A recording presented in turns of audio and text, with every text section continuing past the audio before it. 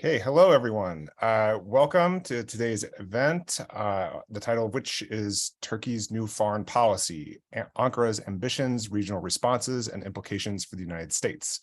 That is the title of a new report that was published a few weeks ago on FPRI's website by FPRI Senior Fellow Aaron Stein and Nicholas Danforth, a fellow at ELIAMEP, the Hellenic Foundation for European and Foreign Policy, who is also an editor along with Aaron at War on the Rocks. We're here with both the authors today to discuss the report. And of course, my name is James Ryan. I am the Director of Research at FPRI and the Director of the Middle East Program. Before we get started, I want to issue a quick thank you to the members of our board, our members of FPRI, and our donors who make these events possible. We couldn't do it without you.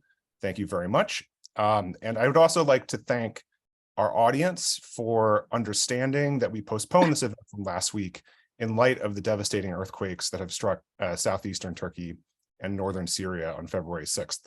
We all felt in the immediate aftermath of this tragedy that it was important that everyone's attention and efforts were trained on the humanitarian assistance and getting word out about victims.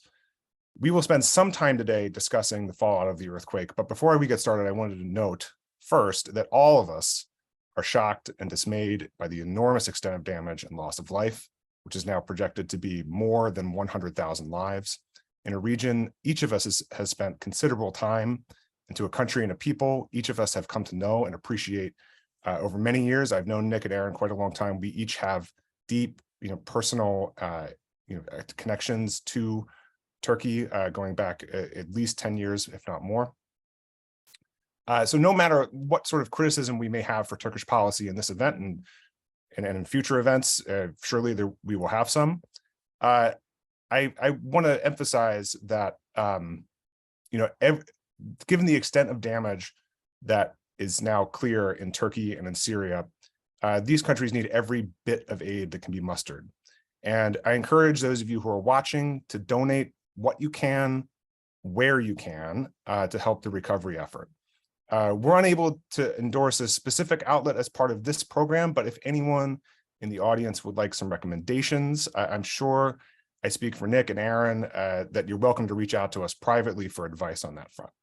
Secondly, as I said, we will devote our first segment today to the earthquake and some of the issues that have come out since then. But FPRI will also be covering the aftermath of this event in more depth next week, when we will have an event solely dedicated to the earthquake, featuring an excellent panel of 3 reporters and analysts who have been on the ground in southeastern Turkey over the last week and a half to share their perspective on the crisis.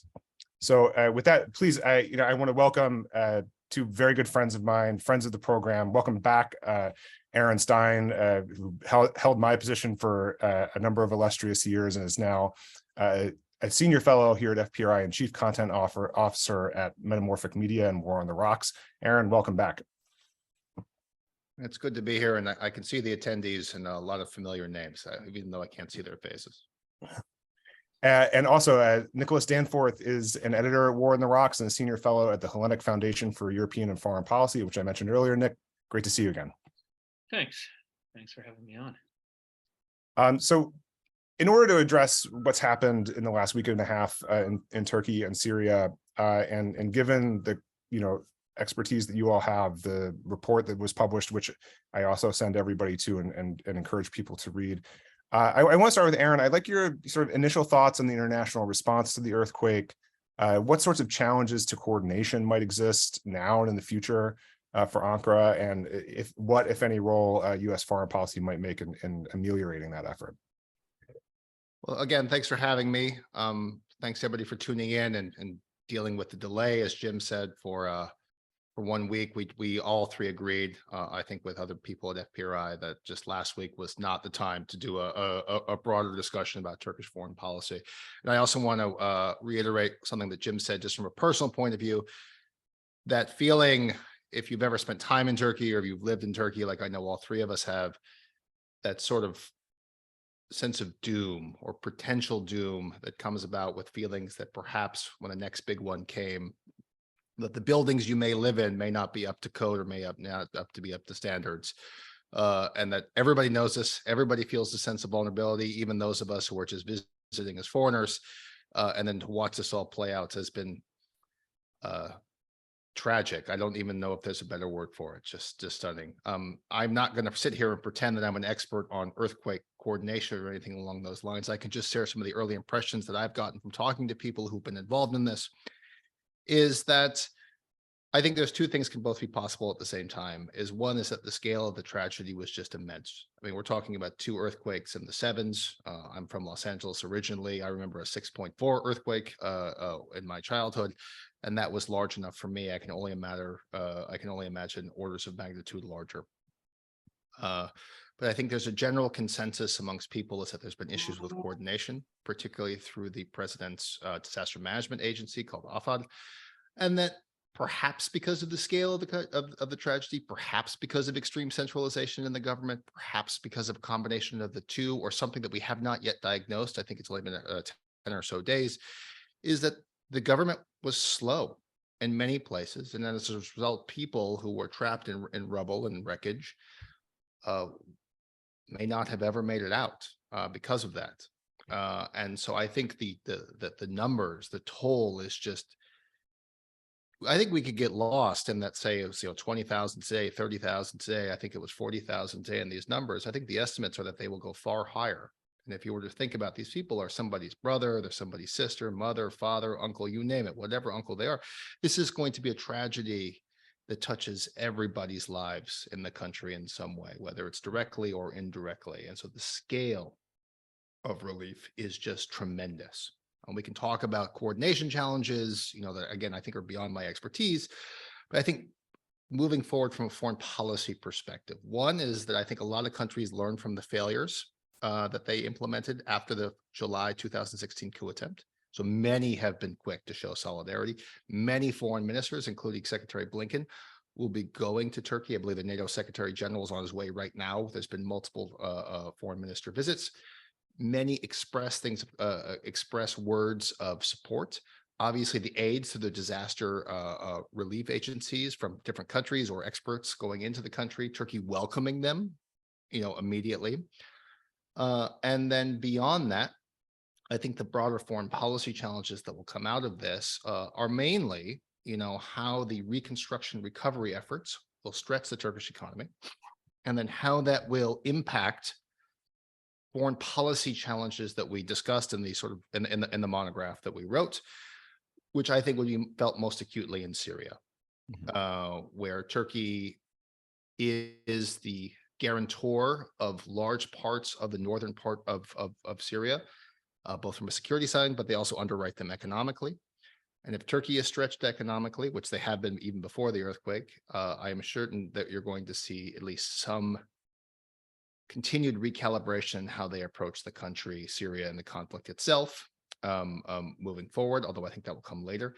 And then there's the possibility for renewed optimism for regional resets. I think Nick can talk a lot about this in more detail. We've seen a lot of positive words about Greece. And I think the most sort of tangible thing to come out of this was the opening of the border with Armenia to get aid across. And so that's sort of my opening thoughts on all this and the foreign policy. I can turn it back over to you, Jim. Sure.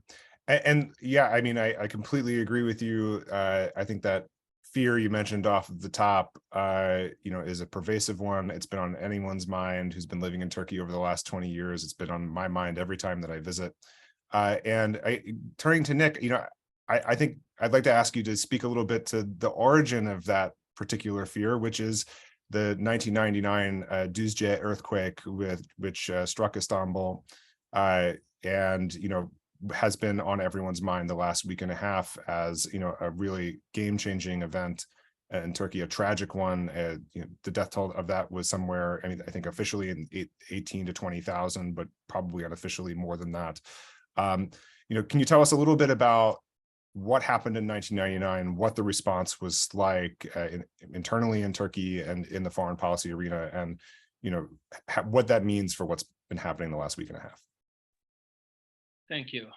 I'd start off by just saying, I think everyone probably on this event has followed the issue more carefully. certainly in the first couple of days after the earthquake, particularly because a lot of the news accounts focused on the official death toll, which was quite low at first, there was people in the United States were slow to grasp the full monumental scale of this. And I hope, as Jim said, as that's really become clear, and as that's become clear to people outside of just the Turkey watching community, everyone will redouble their efforts to, continue to demonstrate sympathy and to donate whatever they can to support the relief efforts, which are not only ongoing now, but will, unfortunately continue to be ongoing for the foreseeable future. With that said, in comparison to 1999, the scale of the tragedy is even worse this time. There are also a number of differences. I mean, in 1999, I think, or at least the way it's been talked about since then, so much of the political anger focused on corruption and the role of corruption in facilitating shoddy contracting that resulted in buildings that collapsed, leading to the death toll in 1999. The difference now is that you have that same anger, you have that same debate about, why building codes haven't been enforced more rigorously over the last 20 years. That's compounded, of course, by the fact that this is happening after the 1999 earthquake. The government raised billions of dollars in a specific tax that was designed to promote earthquake preparedness. There are questions about where that money went. Erdogan, when asked about that earlier, before any of this happened, was very dismissive of those questions. So again, there's a sense that this is happening after people should have been more prepared for it. There's also this time around a debate over the government's response, which again, I wasn't following this in 1999, but has certainly been less of the focus when people talk about what went wrong then. At the same time, it's happening in a very different political climate. As people have said, is anger over the political system and the manifest failures of the pre-existing political system in 1999 that helped lead to the rise of the AKP. Specific statements from early members of the AKP blaming the old regime, the previous government, for the catastrophe that happened. You now have that same anger, and the question everyone is asking is whether the current political system, after years of authoritarian consolidation under Erdogan's hands, is going to be able to, democratically accommodate people's anger in the same way that the system ultimately did, for better or worse, after 1999. It's too soon, I think, to say anything concrete about what the political fallout will be from this. It's beyond the scope of this talk. There are others who've written excellently about this. It's difficult because, of course, a big part of the foreign policy fallout is going to depend on, what happens in the next elections, whether those elections are held on time, and of course, who wins. The one thing I'd say that I think seems certain is when you've seen the sheer level of anger, of fury from Turkish citizens over what's happened and how the government's responded, very raw anger, very justified anger. I think the one thing that seems clear is if Erdogan does manage to stay in power by, manipulating elections, stealing elections, trying to delay elections, beyond a couple months, that's going to require much uglier, much more draconian means. If Erdogan survives, I think it's going to be uglier. It's going to be, it's one thing people have pointed out, is every election, Erdogan's become more authoritarian, and he's tried to win by maintaining as much of a veneer of democracy as possible. So you've seen arrests of opposition political figures, you've seen arrests of journalists, but for the most part, and this is contested as well, the actual voting has been largely fair. Whether or not, in the face of everything that's happened, Erdogan can maintain even that, veneer of legitimacy, it's going to be much more difficult now, I think. On the foreign policy side, I just quickly say, that after 99, one of the things that everyone talked about was the earthquake diplomacy, particularly between Turkey and Greece. There was a lot of goodwill resulting from the earthquake. It did help facilitate a market improvement on Turkish-Greek ties. We've certainly seen encouraging signs recently. Greece sent earthquake rescue teams. Even the Republic of Cyprus was eventually allowed to send a team. Other countries in the region, Israel sent people. This is, of course, all positive. I would simply, as a cautionary note, say part of the dynamic in 1999 was that leaders on both sides wanted relations to improve. They were already in the process of improving them. The earthquake gave everyone something, helped add momentum to those efforts. The question now is whether that's, actually, especially with Greece, what the Turkish government is trying to do. And that's going to be, that remains to be seen. And part of, I think, the problem, everyone constantly points out that Erdogan is a very pragmatic politician. He can change tone very quickly, after condemning the West repeatedly up until very recently. The Turkish government has largely welcomed Western responses, support in the aftermath of the earthquake.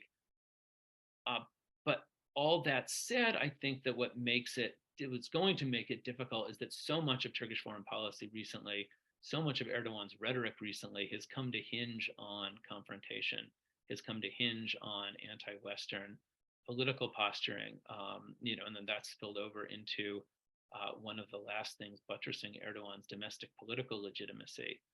And so I think, because of that, unfortunately, it's harder to see this particular tragedy having the same foreign policy silver lining that the last one did. Mm-hmm. Yeah, and it should be mentioned that you're absolutely right about things, particularly between Turkey and Greece, having had some momentum before the 1999 earthquake, and it's important to note that in the run-up to this one, things were anything but. We have seen, we saw for the most part over the course of the fall, quite a bit of saber rattling over Greek islands between Turkey and Turkish commentators, close to the government were doing this. There were some overtures by Erdogan, and this situation did at least seem somewhat tense, and that may have broken now, but it may have broken only temporarily. And again, the electoral context is, as you said, I think important to remember, being quite different. The media context is also quite different. I saw a very stark tweet, I think, in the middle of last week with newspapers that were published in the wake of the 1999 earthquake, calling the state, a murderer, blaming the state directly for deaths that had occurred. And, these were set up next to headlines from Turkish media last week, all of which were, obviously shocked, but much more sympathetic to the government and its role. And these are historic contingencies that I think need to be kept in mind, as we watch things unfold. So I want to take a moment we'll probably return to this topic in different guises and ways over the course of our discussion. But I want to turn a little bit more directly to your report, book. Really, it's a long report. It's a shorter book. Either way, it's very accessible. I do recommend everyone take some time to really get a grasp on the trajectories that you guys lay out. I want to start first with Nick, because I think a huge argument within the book is that you guys chart what you call a shift over the last century in Turkish foreign policy from a status quo power, a power that is attempting to keep international relations that it has with its near abroad, with the international community at a level of stasis in order to secure its own future and borders, to a revisionist power, i.e. one that is trying to either aggrandize territory or recalibrate regional or international orders on its own, or through certain forms of alliances. So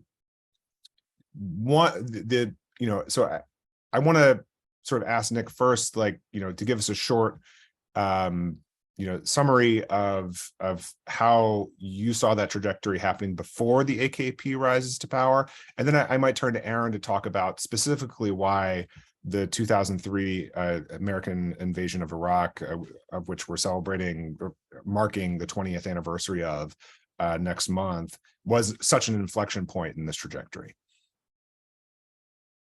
So I'd start off by saying, right, I mean, we tried to take a step back and frame some of the hotly debated changes in Turkish foreign policy over the last 20 years in a much broader historical context, going back to the 19th century.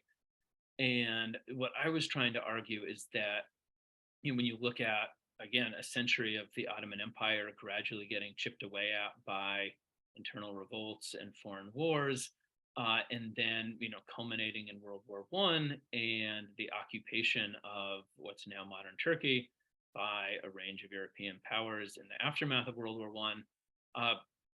That process ended with the Turkish nationalist movement's much celebrated success in the Turkish War of Independence in reversing that trend, in defeating for a host of foreign occupiers and consolidating that success, with essentially the boundaries of modern Turkey as internationally recognized with the Lausanne Treaty 100 years ago, almost today. And, in light of that, there was an understandable, for a generation of Ottoman, then Turkish statesmen who'd watched this entire process unfold, had watched the collapse of the Ottoman Empire, Lausanne was quite understandably seen as a massive success. And that was certainly celebrated by them in their political rhetoric. It was at times exaggerated in their efforts to, first under Ataturk to promote his own heroic role in winning the War of Independence, later under President İsmet İnönü in celebrating his own diplomatic role as the Turkish representative at the Lausanne Treaty. And that this was exploited as political rhetoric, but it was also very real. I mean, that this at the time was a massive achievement. And it was a massive achievement that was still very much seen as being under threat. And the threats to Turkey's political sovereignty continued over the next century. You did have slight modifications. You had, Turkey, the Mosul dispute, which played out over a few years, eventually resulting in Turkey ceding its claim to what's now the Iraqi, or what was the Ottoman province of Mosul, now part of Iraq. Turkey eventually succeeding in the case of Hatay, making that part of the country. And then in 1936, with the signing of the Montreux Convention, eventually reversing what had been the planned internationalization of the Bosporus and gaining Turkish sovereignty over the Straits. But rhetorically, these were always presented by the Turkish government as the kind of the fulfillment of Lausanne, as achieving what had already been, the vision they had staked out. And this was happening at a time where, again, French and British colonialism in the Middle East was a major thing. You had the British, who again had tried to occupy parts of Anatolia, still running Iraq, the French in Syria in the 30s, and then in the 40s during World War II, you had a threat from Italy. Italy under Mussolini was trying to expand its territorial control across the Mediterranean. It also occupied parts of Turkey after World War I.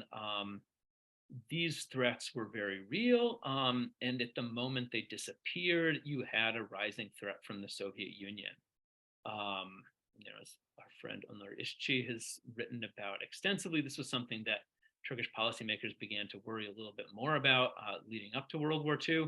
But then, especially when you have World War II end, not only do you have the famous Soviet demands on Turkey, which are well known as the reason that Turkey ultimately joins NATO, but simply the geopolitical situation. You have the Soviet Union on Turkey's eastern borders in the Caucasus, and you have Soviet army occupying Eastern Europe. You have Bulgaria under Soviet control, and you have a civil war in Greece, where at a point it wasn't clear whether or not Soviet control was going to extend further into Greece. So in that context, we can debate just how much of a concern the Turkish government felt over, the threat of a direct Soviet invasion.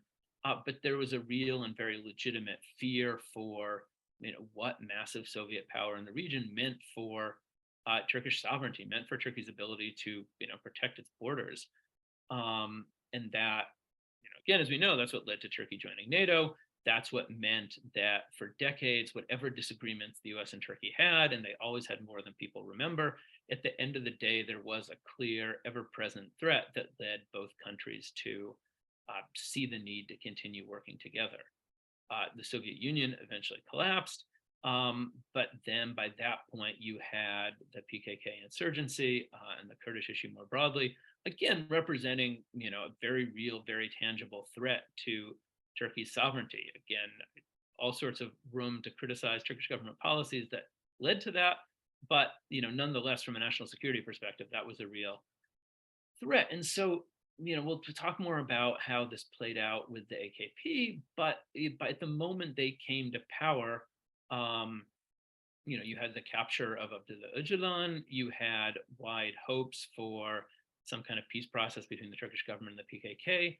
You had a moment where, for all the continuing problems, for all the ongoing regional upheaval, it was the post-Cold War moment when people were very optimistic about the expansion of the liberal international order, such as it was across the world. And you also had Turkey in a place where I think you could say for the first time in a century, the direct threats to its territorial sovereignty were much less dramatic than they'd been before. And I'll stop for a minute in just a minute. Hopefully I'll stop for more than a minute in just a minute. But, and this is played out for so long. Lausanne was seen as sacrosanct. It was celebrated as the achievement of everything that Turkey had pushed for, that Turkey's sovereignty was seen as having been fulfilled at Lausanne. And I don't think it's a coincidence, there's a domestic political angle to this, but the fact that under the AKP, you've increasingly seen people question Lausanne. You've increasingly seen arguments of a conspiratorial nature that Lausanne was somehow a betrayal. Lausanne represented a failure of the Turkish government to achieve, to maintain more sovereignty, to maintain more of the Ottoman inheritance.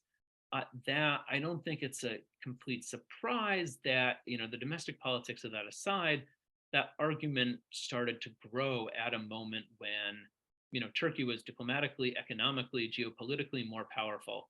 And suddenly, instead of seeing things in reference to where Turkey had been in the early 1920s, you had a new sense of a more powerful, dynamic country for whom, in some ways, I think inevitably what seemed like a massive achievement 100 years ago no longer seemed sufficient. And so suddenly, you had a growing narrative, and I think this is being exacerbated by Erdoğan, and we'll talk a lot more about this soon, rhetoric that emphasizes somehow Turkey's sovereignty is still insufficient, that Turkey needs more, that, more power outside its borders, in some cases, more physical territory. Mm-hmm. Yeah, and that's an incredibly helpful summary of where things were at the doorstep of AKP coming to power. And, I think the point about, AKP coming to power in a post-Cold War moment is, incredibly salient. And particularly in light of, we've talked about the 1999 earthquake. This was, again, a moment where U.S. and Turkish relations were coming very, very closely together.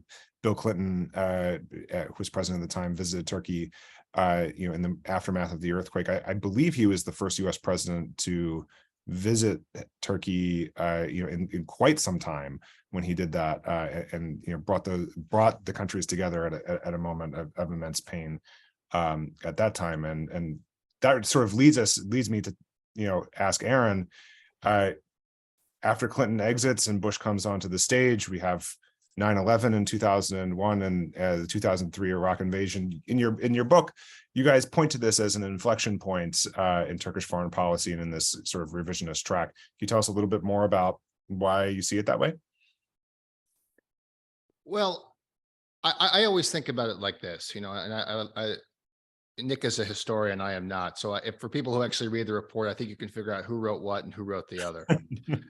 Particularly about Lausanne. When I adjunct professor classes, when I need somebody to talk about the Treaty of Lausanne, I actually call on Nick to teach those classes for me. But what I'll say about it is this: when you think about the way Turkish decision makers made policy, right? Between, let's say, 1952, when they joined NATO, to 1991, when the Soviet Union officially collapses.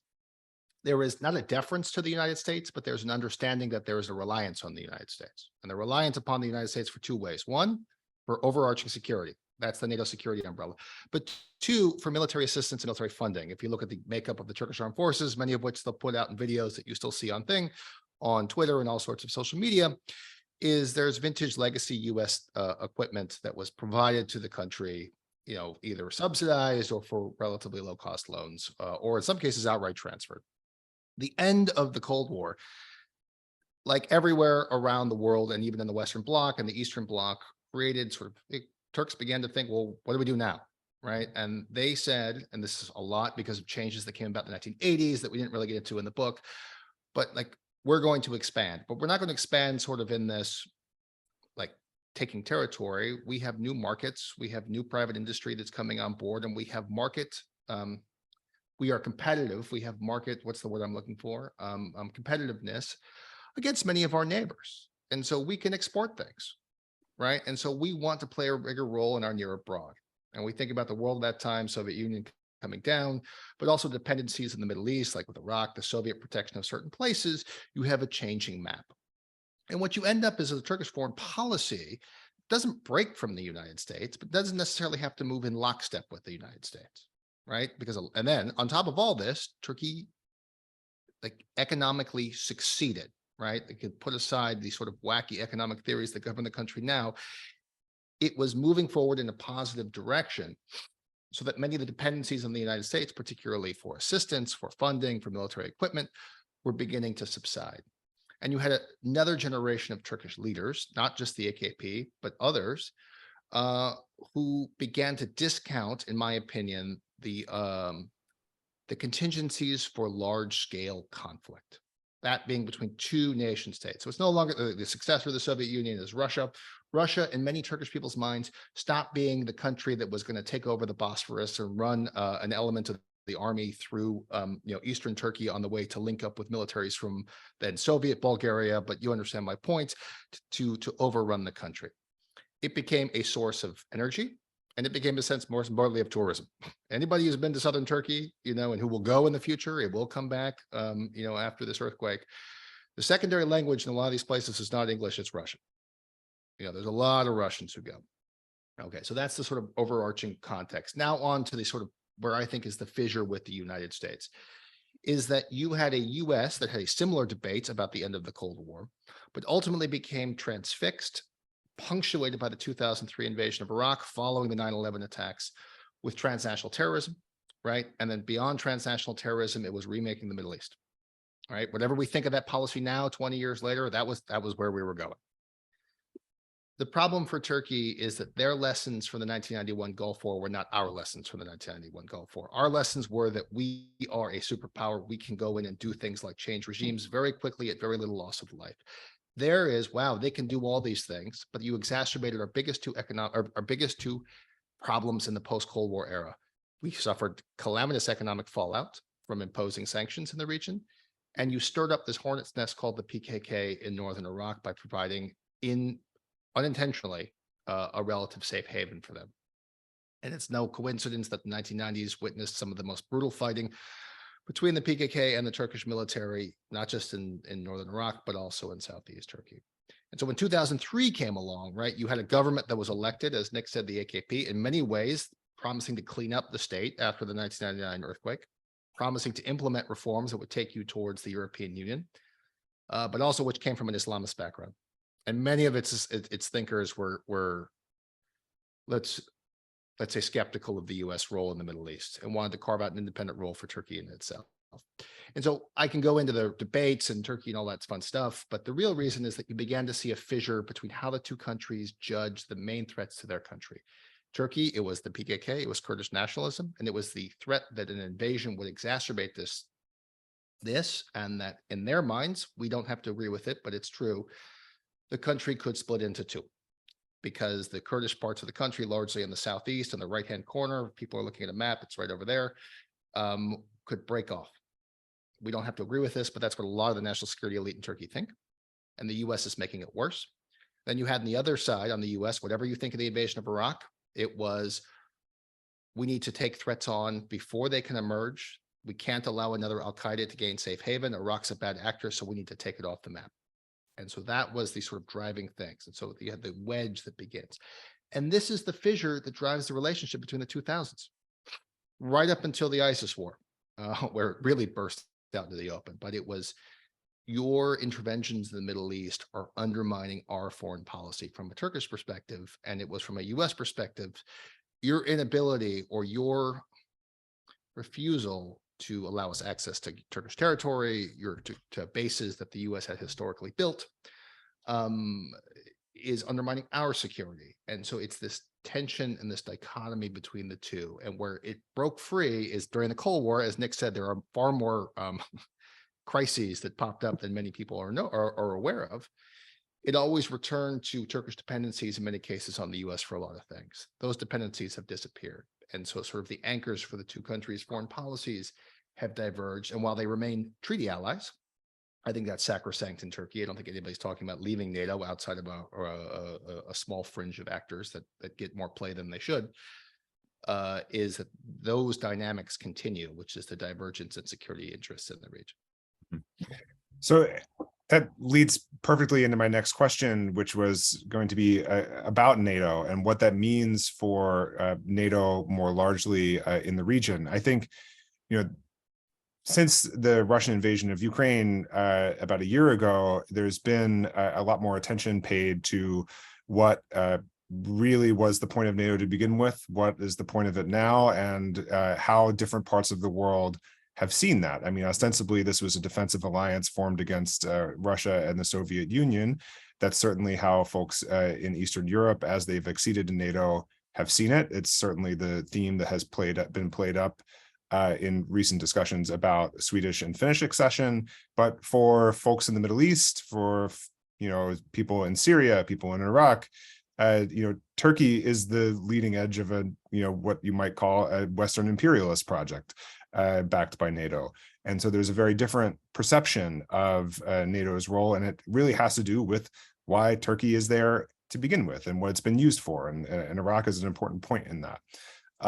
So I want to use this to sort of ask about, what, to this point, at least running up before the earthquake, have you seen either of you in the accession talks for Sweden and Finland in NATO in terms of Turkey, calibrating or recalibrating its role within NATO in that process?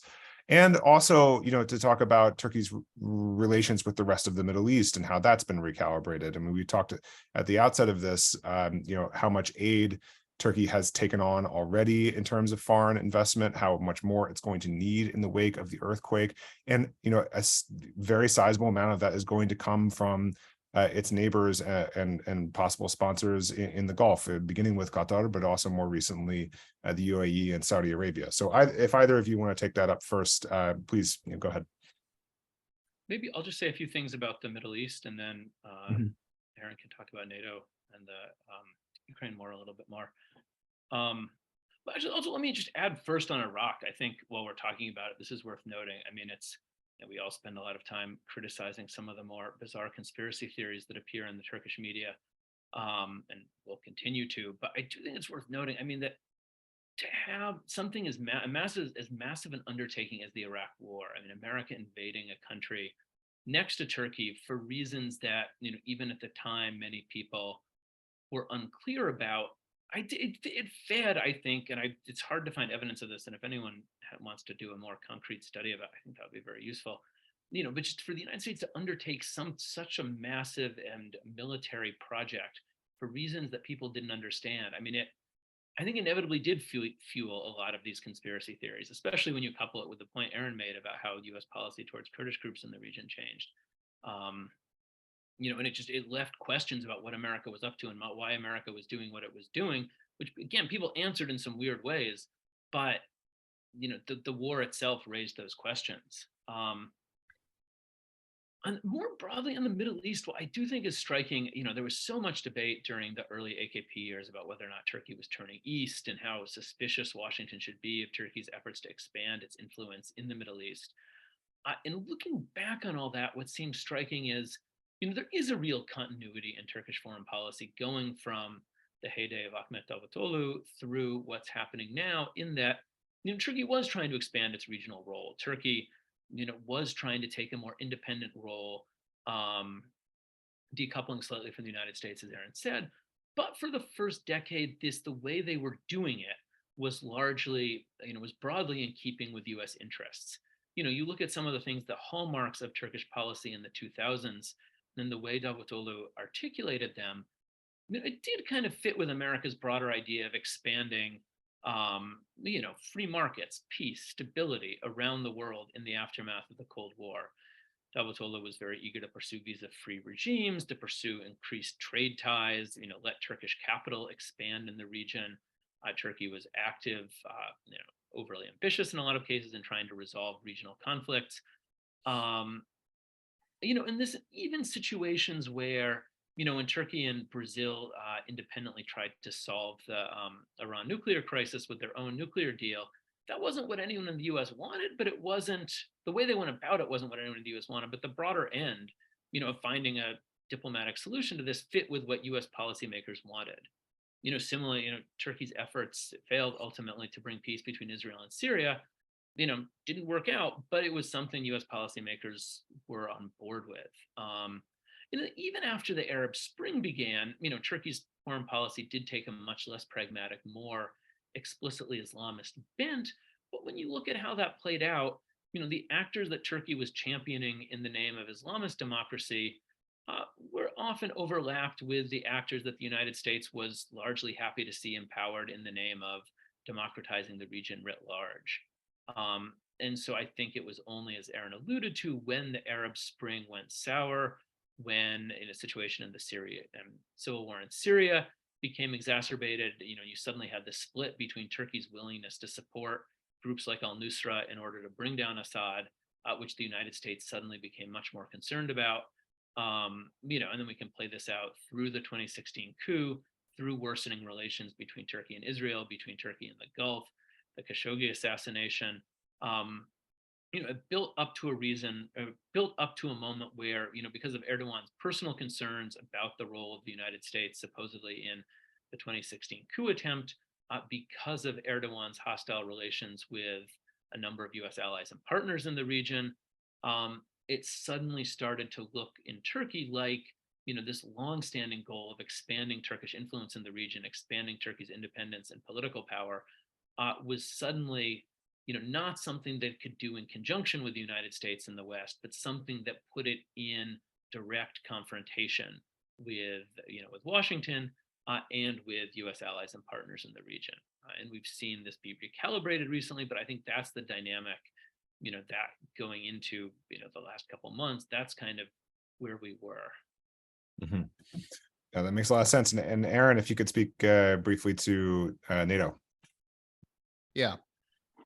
I would encourage everybody to read the Almost book, as I'm calling it, because we do talk a lot about the domestic factors that underpin this that we're quickly glossing over here. One of which is the war in Syria, which I wrote a separate book all about. So if anybody wants to read that, I'll plug my other book, The U.S. War Against ISIS. But the idea there is that ultimately, when Syria begins, there was a belief. I was living in Turkey at the time, and that the U.S. would ultimately do what it did in Libya. Which would use air power to come in, create sort of safe spaces from which an opposition could eventually go on offense. And that offense would either lead the Assad regime to capitulate, or it would lead to Assad probably going the way of Gaddafi. That was the Turkish basic assumption going in. And yes, they went up on their own independent policy. But what happened ultimately was the rise of the Islamic State. And with the rise of the Islamic State, you had a war-weary United States going to look for a local partner to fight it. And you found a local partner to fight it, which was lost in acronym soup, but it was the Syrian affiliate of the Kurdistan Workers' Party, which is the PKK. PKK being the separatist group that Turkey has been grappling with since the late 1970s, militarily and violently since the early 1980s, and which drives so much of their national security policymaking and paranoia about the state breaking into two. And so when the US began to support it, I think you had two things. One, you had Turkish policymakers genuinely concerned and confused about what the US was doing, right? But two, and I think this is where I would bring it back to NATO, is they were dismayed at how one of their greatest successes during the 1990s was to convince the United States and the European Union that the PKK was a global terrorist threat. The PKK, yes, was violent in Europe, but the PKK is not a global terrorist threat. I mean, that could get me in trouble in Turkey, but it's not, right? It's a domestic insurgency inside of Turkey and northern Iraq. And so these are not really broader security concerns to the West, the United States or Europe, except that it makes relations with Turkey bad, right? And nobody really wants bad relations with Turkey because look at where we are now. So this brings it back to NATO, right? Turkey's general policy on NATO is to support NATO expansion. They're in favor of Georgia joining. They're in favor of the alliance expanding. That's been their explicit policy since the 1990s. I think that's informed by their own. They were the first country to be accepted in NATO expansion along with Greece in 1952. And so, but the challenge that they have, right, is that while NATO has gone one way, bandwagoning together, perhaps with the exception of Hungary, right, in supporting very openly, and I think surprisingly for many of us, it's been about a year since the Russians invaded Ukraine, the joint collective response to the Russian invasion of Ukraine. You've had Turkey go the other way, right? It's not that they don't support Ukraine. They'll sell Ukraine anything they want, but the key operative word there is sell, right? They don't gift anything. But two is that you have a very complicated relationship between Turkey and Russia, particularly between Erdoğan and Putin. And so many of those national security paranoia that's very clear, sorry, that's my doorbell, that's very clear in the Eastern NATO states, the Baltic states in particular, but also now in the United States and more in the Western NATO states. Turkey has a different point of view. And so their management of this crisis from the beginning has been to establish itself as a quote unquote mediator. A mediator by definition has to be neutral. And when you're neutral, that means you are like de facto breaking with NATO policy, even though you are a NATO member. They've said they're a facilitator too. I don't know what the difference is between mediator and facilitator. They've also been very opportunistic. Anybody who's followed Turkish foreign policy, I think there's a lot of echoes to this and how they handled the Iran-Iraq war. But the Iran-Iraq war, where Turkey remained neutral, it facilitated trade from both sides, ultimately enriching itself from both smuggling routes, but also becoming an outlet for energy sales from both countries. Iran-Iraq war was a out-of-area war for NATO. It was sort of a side thing that was going on, and so it was a fun way to play broader geopolitical games by the big powers, but it didn't ultimately involve the big powers. I think Ukraine is fundamentally different in that. And so this gets you to accession. I see some questions in the chat about Finland and Sweden. From the beginning, as soon as I heard the word roadmap, that they signed a trilateral memorandum, and apologies. I know some people are on this call, like who were involved in that. And so like apologies if I'm just not going to be very nice about it. As an American perspective, who has signed roadmaps with Turkey before, those roadmaps are pieces of paper that become coercive tools by Ankara to beat you over the head to try and get what you want. And in this case, I don't think it's necessarily about forcing everything that they say rhetorically, particularly about Sweden and how they allow their rules on free speech. But it is trying to drive home the ability to put the PKK back in a box. And what I mean by that is to get collective action and to reaffirm outright government statements of policy that the PKK is that transnational terrorism threat. And if you accept that the PKK is that transnational terrorism threat, then you can't accept that you can allow them to protest in your streets. And take that one step further, you cannot accept, if you're the US or other Western governments in particular, but mostly the United States, that they're a legitimate actor in this process in Syria to combat Islamic State. So I've always been very pessimistic about the timeline. I do think Sweden will eventually be a member. Finland, I think, could be a member anytime they want. But I've always been skeptical that this idea that Ankara will break. And I don't think that will change with the earthquake. Maybe I'm wrong, right? But the dynamics that are pushing this just aren't there. So I'll stop there and turn it back over to Nick. No, that makes a lot of sense. And I should note for those who may or may not be aware of how it sort of works with Sweden and Finland and why a lot of the attention in this controversy has been on Sweden and not Finland. It's that the accession is meant to be joint, that Sweden would be admitted along with Finland. But Aaron is quite right. And it's been already mentioned, I think, in several places that Finland would not have so much of a hard time being acceded to NATO if it were coming alone. So I have just one more question, and there have been some questions in the chat, but I feel like we've already covered a number of them. I do encourage folks to pop some questions in the chat. We'll address them as best we can. But I want to get to the recommendations that you guys lay out at the end of your book in terms of future dealing with these particular regional ambitions. Personally, I mean, my own read on the US's national security strategy under the Biden administration was that regional foreign policy actions, is really a free hand to, it's given a free hand to Gulf powers to sort of subordinate regional politics to their liking. And before the earthquake, I think a lot of us all kind of noted how much Turkish foreign policy was for sale to these powers, and I'm not sure that's going to change given the earthquake. Does Ankara see that strategy the same way? And what would the repercussions of that be for U.S. foreign policy? Nick, do you want to take that first? Sure. I mean, this is a lot to cover in 9 minutes. There are a lot of different ways to go with this. I think the Biden administration, to its credit, came in with a sense of wanting to recalibrate relations with Turkey by giving it a cold shoulder up to a point. There's a lot of discussion about how long it took Biden to finally call Erdoğan. There was Armenian genocide recognition, which unfortunately has been turned from a debate over genocide recognition to a U.S.-Turkish bilateral issue. But nonetheless, Biden took these steps, I think, to try to put the ball more in Ankara's court, to say, if Turkey wants a reset in relations to the United States, that's not something that Washington is going to pursue overly eagerly. That's something that on a host of issues, is up to Turkey. So, something like the S-400 and related CAATSA sanctions, the issue, everyone knows where the issue stands. If Turkey wants to resolve that, the Biden administration's emphasis was, it knows what it has to do.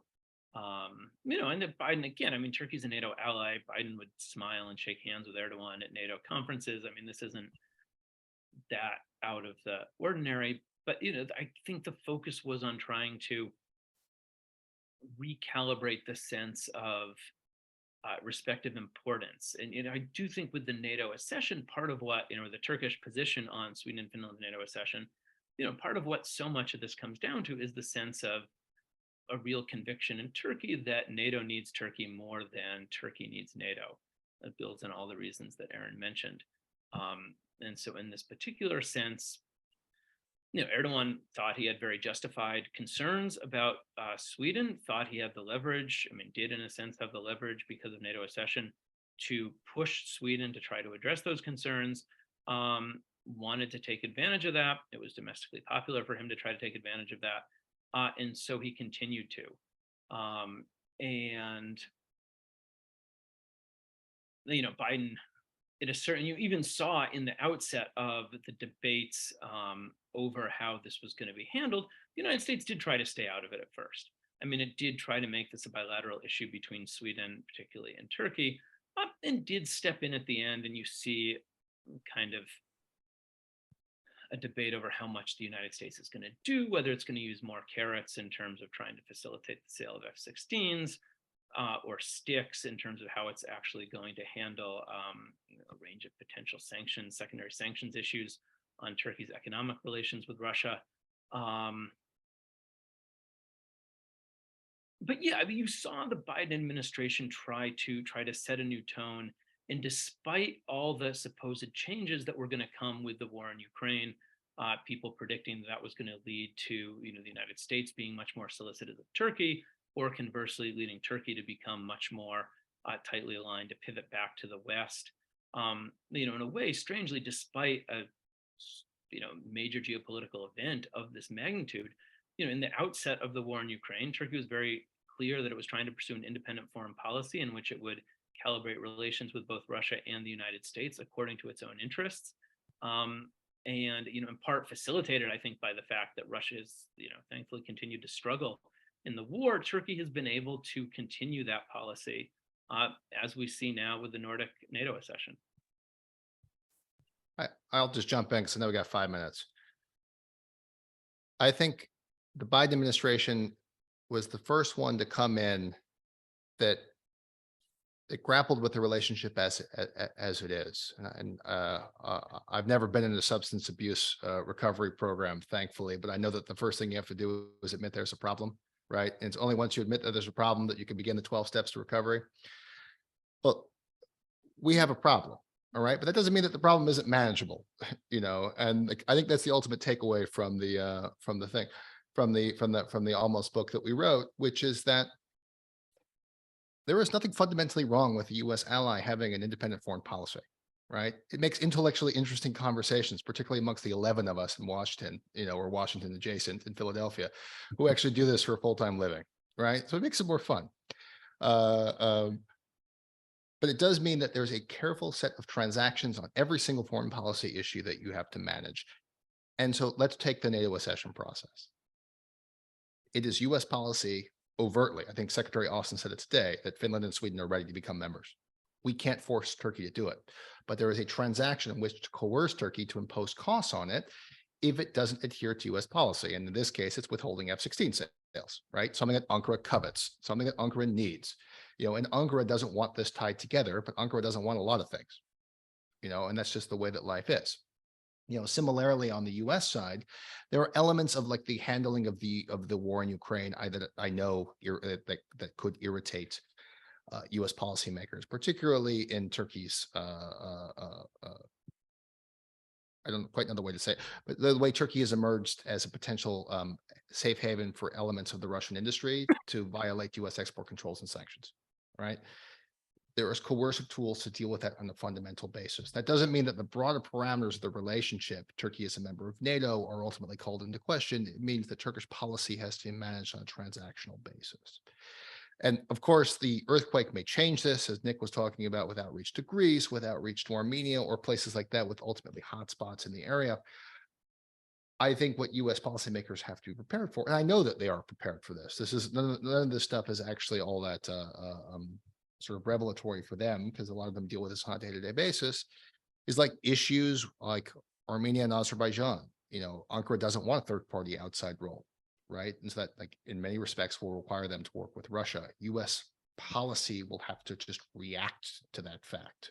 And that in the Ankara-Russia entente, in my opinion, that allows Russia to expand its influence negatively, but the influence is already there. And then the Greece perspective, it's that the U.S. has to be on guard for potential escalatory things that happen and be prepared to respond, if not manage them on a day-to-day basis, because that's beyond the capacity of the government.